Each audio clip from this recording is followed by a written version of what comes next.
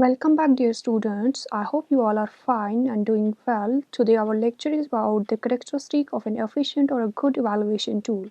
As for now, we have discussed the evaluation tools that are used in the field of the education. You know that the result of the evaluation is based on the data obtained from the evaluation tool. So, to get the accurate result of the evaluation tool, a proper evaluation tool must be chosen. While choosing the evaluation tool, some basic characteristics should be kept in mind: reliability of the tool, validity of the tool, norms of the tool, objectivity of the tool, and the usability of the tool.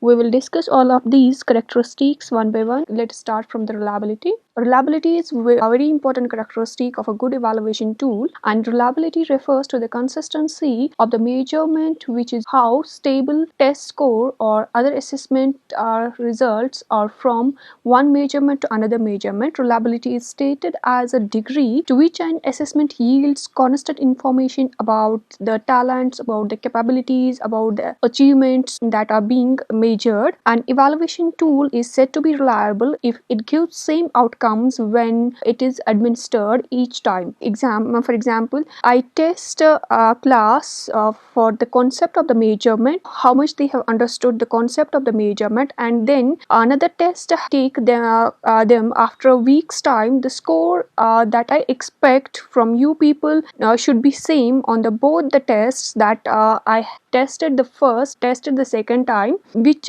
indicates the reliability of my assessment. The reliability is important because assessment provides information about the learner's achievement, about the learner's progress. Many things lay their effect on the reliability, such as changes in the learner in terms of the energy level, in terms of the motivation power of the learner, in terms of the emotional stability of the learner, in terms of the stress level of the learner, in terms of the physical environment like the temperature of the classroom, noise outside the classroom or noise inside the classroom, distractions inside the classroom, or like the administration of the test, as test instructions might be difficult to understand, and many other like the teachers, how teacher responds the questions in the test, and the scoring bias may be there. The reliability refers to the degree to which the test results are obtained that are free from the error measurements or the chance errors. The reliability is the degree of consistency between the two measures of the same thing. As I have already told you in example, I measured the understanding of the measurement term, and in both the tests, when I get the consistent results, that means my test is having the reliability. There are some characteristics of the reliability. Reliability refers to the degree to which a measuring tool yields the consistent results upon testing and retesting when we reuse that tool. And reliability refers to the results obtained with the measuring tool. It does not refer to the tool itself. It indicates the level to which the test is internally consistent, means how accurately the test is measuring characteristic that we are expected to measure through that test. Reliability is necessary, but it's not sufficient condition for the validity. Reliability is a statistical concept. It's the internal consistency coefficient, and the stability of the tool is the function of the length of the test. There are some factors which affect the reliability of the test. Psychologists have identified two categories of the factors that affect the reliability of the test. One they called as systematic errors, and another they called as the unsystematic errors. Systematic errors are those factors that are related to the construction of the test and that they are intrinsic to the test. Unsystematic errors are those factors that arise from the random issues related to the test, the test administration, or the evaluation of the test. These are the external factors, or we can say extrinsic to the test, as they have nothing to do with the test itself. First of all, let's discuss the question construction, or we can say the test construction. Researchers construct the questions on psychological tests to bring about the responses on some psychological qualities or psychological traits. Reliability is negatively affected if the tests are tough if the tests are unclear, if the tests are confusing, while going through the questions, one can interpret them in one's own way. Like I may interpret in my own way and you may interpret the test item in your own way. Now it depends upon the thinking procedure of an individual. These errors are the systematic errors. They would be corrected only by redesigning the test items.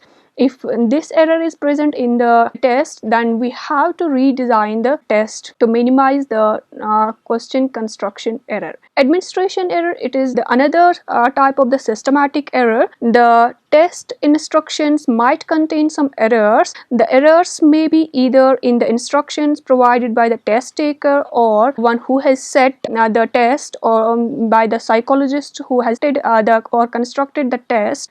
Those instructions that are obstacles to gather the data accurately that affect the reliability also. Scoring error. A reliable test has an accurate method of scoring as well as the interpreting the results. There are predetermined set of guidelines for scoring all the tests. The test construction is not possible without the support of a research or the conclusions drawn from the research. The results of the research have faults. It may come under the systematic error. Next, we have the length of the test. It's said that more the length of the test, more the reliable test is. Next is the nature of the group. If we apply the test on a group and the reliability comes out to be low, then the group is homogeneous. If the reliability is more, that means the group is heterogeneous. The speed of the test. The reliability can be difficult when it is speed test. We cannot estimate the reliability using any method because every learner is not able to complete all the items in the speed test. It depends upon the speed of a learner. Someone has a good speed to complete the test in the given time and someone lags behind. So there is no method to estimate the reliability of the speed tests. Next, the item difficulty. There should not be too easy or too difficult items. Too easy or too difficult items fail to distinguish between the good and bad students. When there is minute inconsistency among the scores, the reliability is maybe very low. So if the test is easy, that every learner can do it correctly, that affects the reliability, and if the test is difficult, that maximum learners do it incorrectly, so that also affects the validity. It's said that the item difficulty should not be too high, it should not be too low. Test taker factor. The factor that are related to the test takers have much effect on the reliability. There are some factors like the test taker may be anxious, he may be in some tension, or he may have some mood swings, or he may have less sleep, or he may be feeling ill. The score is the combination of the real score that the test taker performance as well as the error score, that is inbuilt error of the test. The error score makes it important for the other factors that are inversely affecting the reliability of the test. And next is the environmental factor. This factor comes under the unsystematic errors. This factor includes like disturbing sounds, like the room temperature, or difficulties.